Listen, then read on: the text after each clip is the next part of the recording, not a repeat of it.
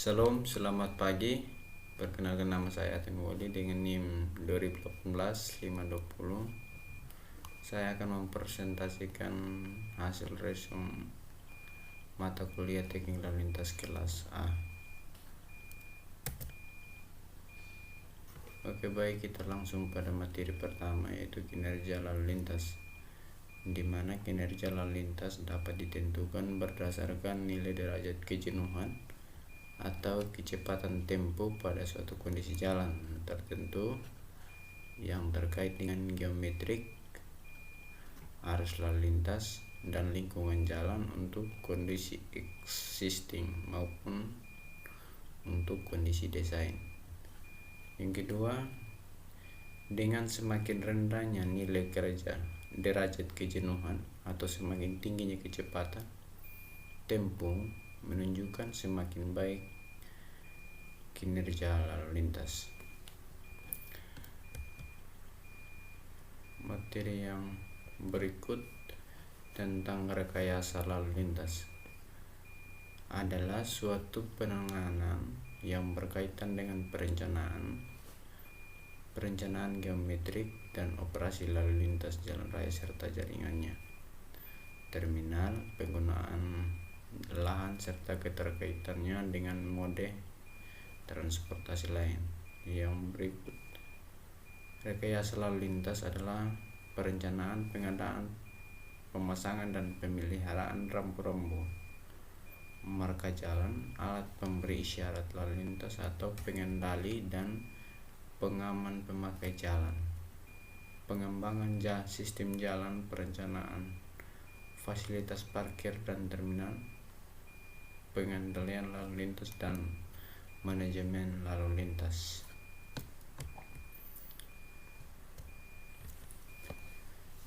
Terus yang berikut tentang arus lalu lintas, di mana arus lalu lintas terbentuk dari pergerakan individu pengendara yang melakukan interaksi antara yang satu dengan yang lain pada suatu ruas jalan dan lingkungan. Berikut, arus lalu lintas merupakan karakteristik utama arus lalu lintas yang digunakan. Untuk menjelaskan karakteristik lalu lintas tersebut adalah sebagai berikut. Yang pertama, tentang volume. Yang kedua, kecepatan. Yang ketiga, kerapatan. Yang berikut, arus lalu lintas adalah alat untuk memahami dan menyatakan sifat arus lalu lintas. Yang berikut, materi tentang andalalin, di mana adalah studi atau kajian mengenai dampak lalu lintas dari suatu kegiatan dan atau usaha tertentu yang hasilnya dituangkan dalam bentuk dokumen andalalin atau perencanaan pengaturan lalu lintas. Dampak andalalin terhadap lalu lintas. Yang pertama, ada dua tahap. Yang pertama itu tahap konstruksi atau pembangunan. Yang kedua, tahap pasca konstruksi atau saat beroperasi, di mana tahap konstruksi atau pembangunan di saat pembangunan. Pada tahap ini akan terjadi bangkitan lalu lintas akibat angkutan material dan mobilisasi alat berat yang membebani ruas jalan pada rute material. Yang berikut, tahap pasca konstruksi atau saat beroperasi. Pada tahap ini akan terjadi bangkitan lalu lintas dari pengunjung, pegawai, dan penjual jasa transportasi yang akan membebani ruas-ruas jalan tertentu serta timbulnya bangkitan parkir kendaraan. Manajemen lalu lintas merupakan serangkaian usaha dan kegiatan yang meliputi perencanaan, pengadaan, pemasangan, pengaturan, dan pemeliharaan fasilitas perlengkapan jalan dalam rangka mewujudkan, mendukung, dan memelihara keamanan, keselamatan, ketertiban, dan kelancaran lalu lintas.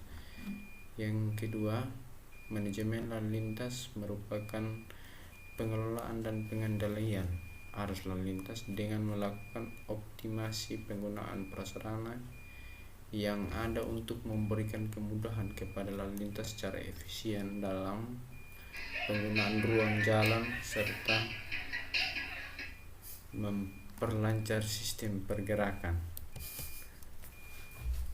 Tujuan manajemen lalu lintas yang pertama, mendapatkan tingkat efisiensi dari pergerakan lalu lintas secara menyeluruh dengan tingkat aksesibilitas atau ukuran kenyamanan yang tinggi dengan menyeimbangkan permintaan pergerakan dengan sarana penunjang yang ada. Yang kedua, meningkatkan tingkat keselamatan dari pengguna yang dapat diterima oleh semua pihak dan memperbaiki tingkat keselamatan tersebut sebaik mungkin.